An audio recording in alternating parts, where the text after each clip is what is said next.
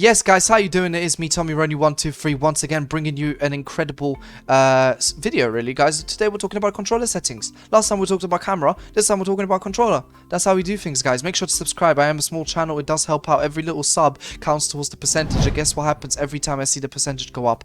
I have a little smile, guys. It really makes me happy. Honestly, you guys are an absolutely incredible people. All of you. You really are, and I hope you all have an incredible day. Make sure to comment down below what you think about these settings, what you use, and, you know, are you going to be using these? Are you going to be changing anything? Or do you suggest I use something different? Let me know. I'm always happy to listen to people in the comments, guys. Let's get into it straight away, guys. FIFA trainer, hide.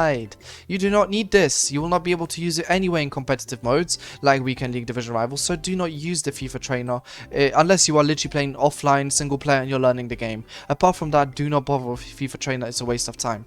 Timed finishing off. I don't like timed finishing. I don't feel a difference when I learn to do timed finishing, and I learned it all the way in FIFA 19. I learned it in FIFA 20. I learned it at the start of this year, and I feel absolutely no difference. So I suggest, you know, if you really want to spam B sometimes because of how hectic it can get in the box, make sure to have it off, because otherwise you're going to be in the mud and it's not going to allow you to do it properly. So make sure you have that off.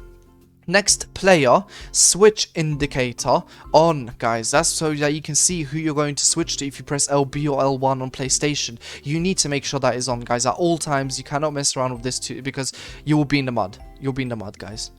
Pass block assistance is annoying. It shouldn't be in the game. It means that the AI actually helps you to intercept balls that are close by to you. I think it's nonsense that this is in the game, but it is. You know, and there's nothing we can do. The only thing you can do is adjust to the meta and actually have it on, because everyone will have it on. Trust me, everyone will have it on. Don't try and be a hero here, guys. This is very important, this game.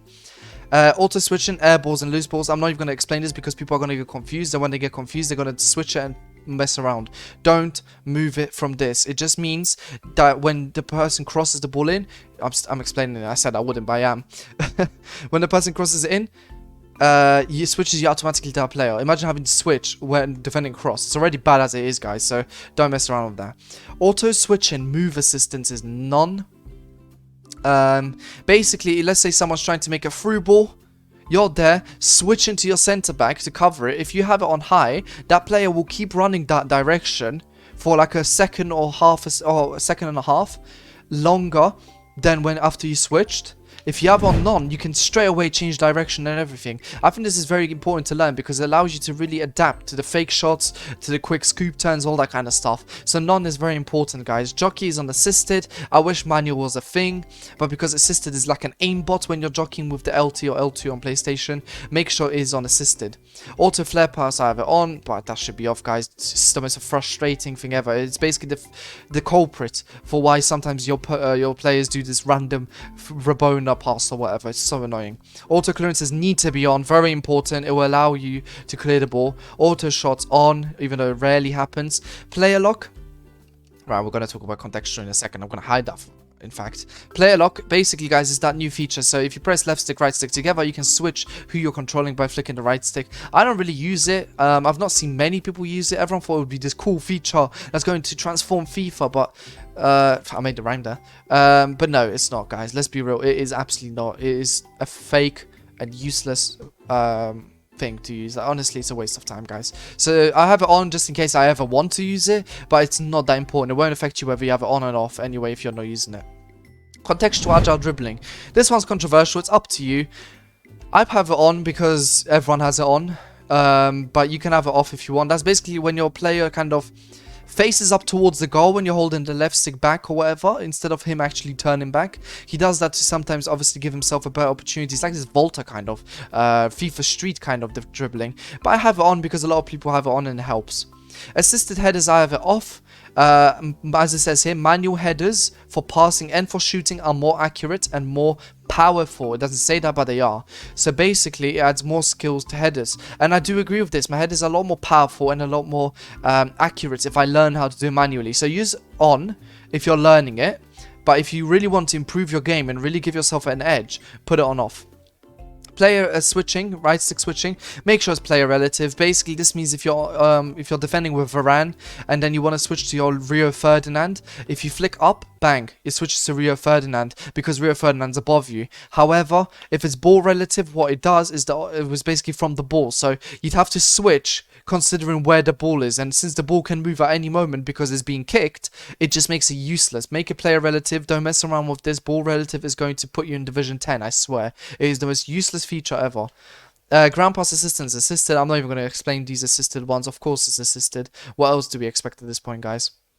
Save assistant assisted, yep. Analog sprint is off. Very important. Not many people know about this analog sprint. EA just puts it on for everyone. Make sure it's off. As it says, the further you hold down the sprint, the faster the player will run. That's when you have analog sprint on. When you have it off, just by pressing right trigger or R2 on the PlayStation, automatically you will sprint at your fastest speed, which is exactly what you need. I don't know why anyone would try and sprint, you know, in 50-50. Like, that's not how it works, man. So don't do that, guys. So make sure it's on off.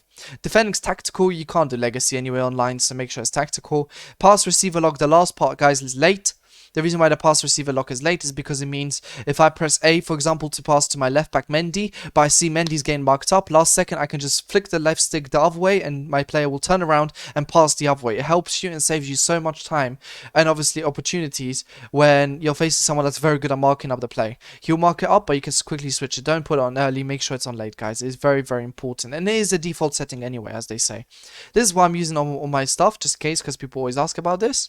That's why I use. I don't know whether they're different. I've been using this for so long, I can't tell at this point. I think they're exactly the same, but you guys can obviously check.